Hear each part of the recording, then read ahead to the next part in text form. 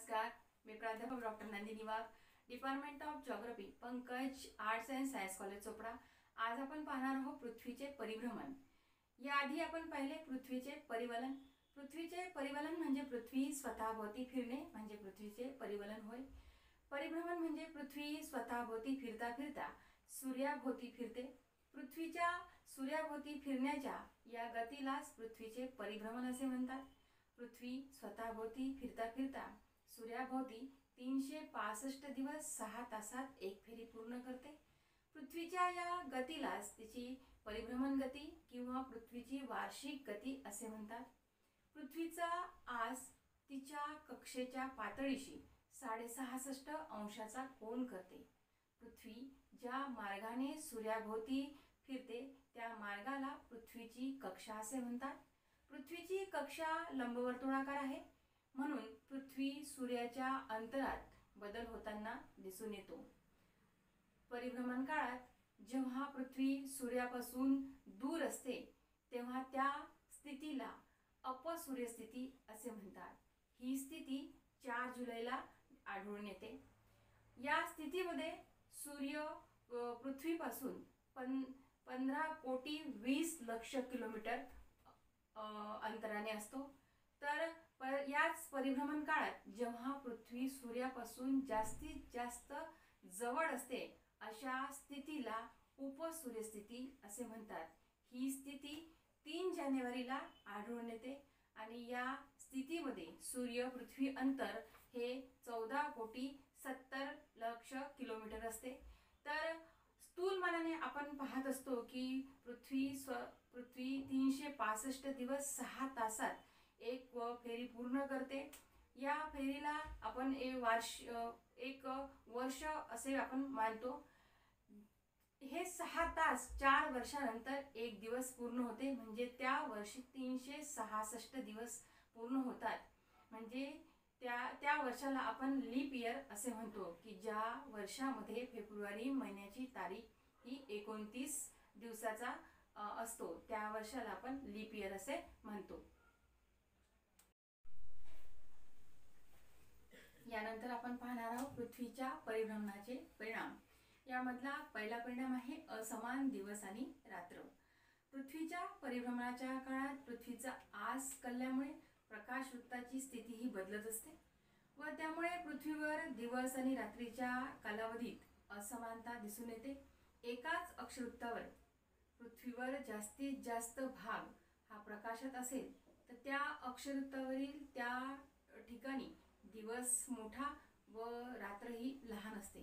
पृथ्वीवर 21 मार्च व 23 सप्टेंबर या 2 दिवशी दिवस आणि रात्रीचा कालावधी हा समान असतो। 12 तासाचे दिवस आणि 12 तासाचा रात्र असा कालावधी असतो।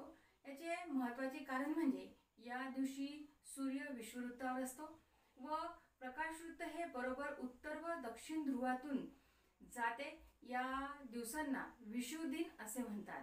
21 जून या दिवशी सूर्य कर्कवृत्तावर येतो, त्यामुळे उत्तर गोलार्धात सर्वात मोठा दिवस असतो। तर 22 डिसेंबर या दिवशी सूर्य दक्षिण गोलार्धात म्हणजे मकर वृत्तावर असल्यामुळे दक्षिण गोलार्धात सर्वात मोठा दिवस असतो। प्रत्यक्षात सूर्य स्थिर असून आस कलल्यामुळे पृथ्वीवर असमान दिवस आणि रात्रीची निर्मिती होत असते। यानंतर दुसरा परिणाम आहे सूर्याचे भासमान भ्रमण।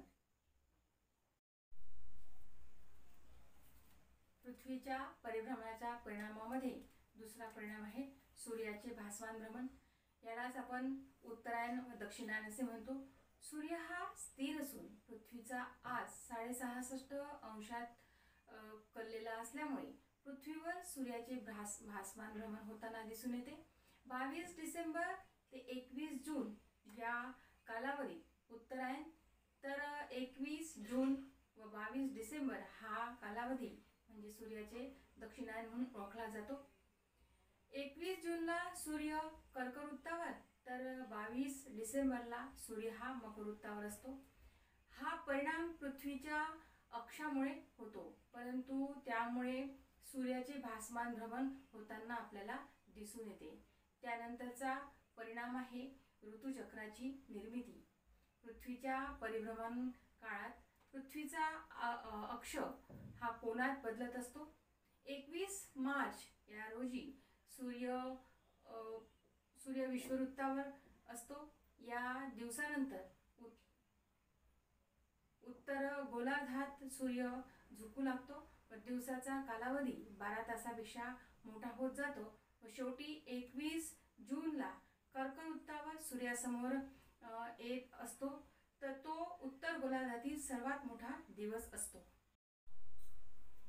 त्यानंतर पुन्हा सूर्य दक्षिणेकडे झुकू लागतो व 23 सप्टेंबर या दिवशी सूर्य विषुववृत्तात असतो. या कालावधीत उत्तर गोलार्धात दिवस मोठा व रात्र लहान असल्याने तापमान वाढून उन्हाळा ऋतू असतो, तर दक्षिण गोलार्धात हिवाळा ऋतू असतो. 23 सप्टेंबरला पुन्हा दक्षिणेकडे झुकू लागतो व 22 डिसेंबरला तो कर्कवृत्तावर असतो. दक्षिण गोलार्धातील तो सर्वात मोठा दिवस असतो. 21 मार्चला सूर्य पुन्हा विषुववृत्तात येतो. या कालावधीत दिवस मोठा व रात्र लहान, त्यामुळे तापमान अधिक असल्याने दक्षिण गोलार्धात उन्हाळा तर उत्तर गोलार्धामध्ये हिवाळा हा ऋतू असतो. अशा प्रकारे पृथ्वीच्या परिभ्रमणामुळे ऋतुचक्राची निर्मिती होत असते. त्यानंतरचा परिणाम आहे कर्क व मकर वृत्त व उपध्रुवीय वृत्तांची निर्मिती.